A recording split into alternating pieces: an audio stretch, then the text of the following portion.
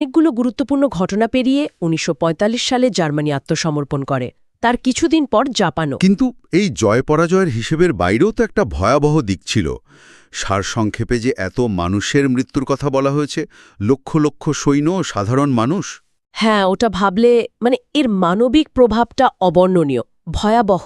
লক্ষ লক্ষ সৈন্য তো মারা গেছেই, সাধারণ মানুষ মারা গেছে তার চেয়েও বেশি। আর হলোকাস্টের ঘটনা। হ্যাঁ, হলোকাস্ট।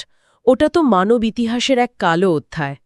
নাৎসি জার্মানির চালানো একটা পরিকল্পিত গণহত্যা, জাতিগত নির্মূল অভিযান।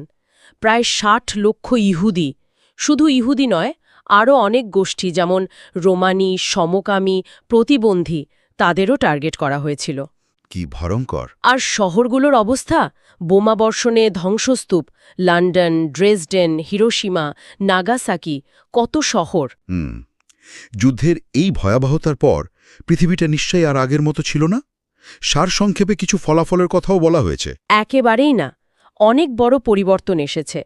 সবচেয়ে গুরুত্বপূর্ণ হল ভবিষ্যতে এমন যুদ্ধ যাতে আর না হয়, সেজন্য জাতিসংঘ বা ইউনাইটেড নেশনস তৈরি হল আন্তর্জাতিক সহযোগিতার জন্য। আচ্ছা, ইউএনের শুরু তাহলে এখান থেকেই? হ্যাঁ, আরেকটা বড় ব্যাপার হল যুদ্ধের ফলে ইউরোপের দেশগুলো দুর্বল হয়ে পড়েছিল।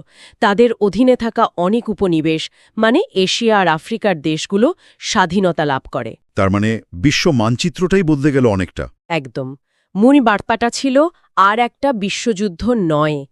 এই চিন্তা আর পদক্ষেপগুলোই আজকের বিশ্ব ব্যবস্থার ভিত গড়ে দিয়েছে। তাহলে যদি পুরো বিষয়টাকে এক জায়গায় আনি, ১৯৩৯ থেকে ৪৫, মিত্রশক্তি বনাম অক্ষশক্তি। কারণটা ছিল জার্মানি আর জাপানের আগ্রাসন। হ্যাঁ, ওই সাম্রাজ্য বিস্তারের চেষ্টা। পোল্যান্ড আক্রমণ দিয়ে শুরু, তারপর পার্ল হারবার, ডিডের মতো বড় ঘটনা, আর শেষে ১৯৪৫-এ আত্মসমর্পণ। ঠিক। এর মানবিক মূল্য ছিল অসম্ভব, কল্পনাতীত, বিশেষ করে হলোকাস্টের মতো ঘটনা। অত্যন্ত দুঃখজনক।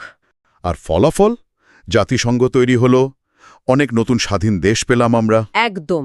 এই সারসংক্ষেপ থেকেই বোঝা যায় মাত্র ৬ বছরের যুদ্ধ হলেও এর প্রভাব কত গভীর, কত সুদূর প্রসারী। আজও আমরা এর ফল ভোগ করছি, ভালো বা মন্দ যাই হোক।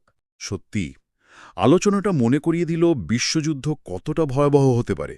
কিন্তু একটা প্রশ্ন থেকে যায়, তাই না?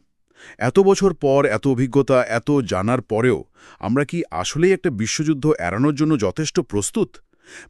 আবার কি এমন পরিস্থিতি তৈরি হতে পারে না? এই ভাবনাটা না হয় শ্রোতাদের জন্য তোলা রইল।